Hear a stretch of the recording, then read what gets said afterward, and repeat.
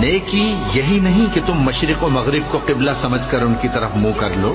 بلکہ نیکی یہ ہے کہ لوگ اللہ پر اور روز آخر پر اور فرشتوں پر اور اللہ کی کتاب پر اور پیغمبروں پر ایمان لائیں،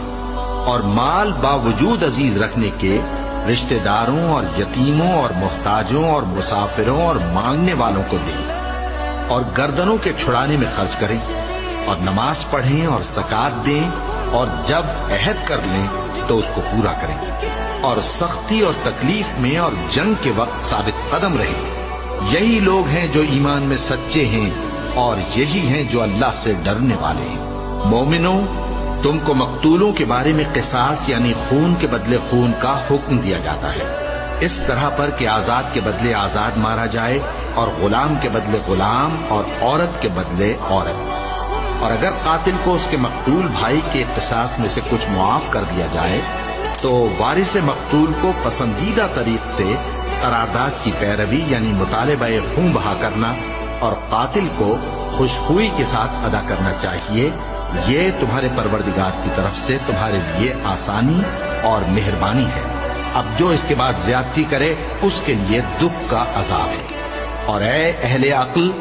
حکم قصاص میں تمہاری زندگانی ہے کہ تم قتل و خونریزی سے بچو۔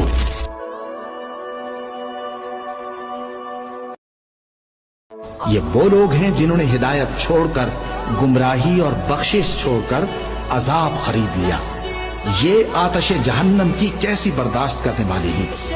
یہ اس لیے کہ اللہ نے کتاب سچائی کے ساتھ نازل فرمائی، اور جن لوگوں نے اس کتاب میں اختلاف کیا وہ ضد میں آ کر نیکی سے دور ہو گئے ہیں۔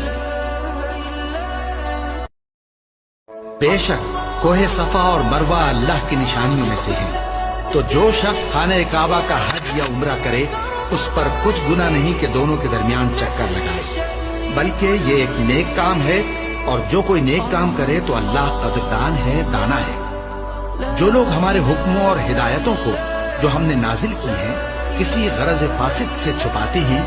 باوجود کہ ہم نے ان کو لوگوں کے سمجھانے کے لیے اپنی کتاب میں کھول کھول کر بیان کر دیا ہے، ایسوں پر اللہ اور تمام لعنت کرنے والے لعنت کرتے ہیں۔ ہاں، جو توبہ کرتے ہیں اور اپنی حالت درست کر لیتے ہیں اور احکام الہی کو صاف صاف بیان کر دیتے ہیں تو میں ان کے قصور معاف کر دیتا ہوں، اور میں بڑا معاف کرنے والا، بڑا مہربان ہوں۔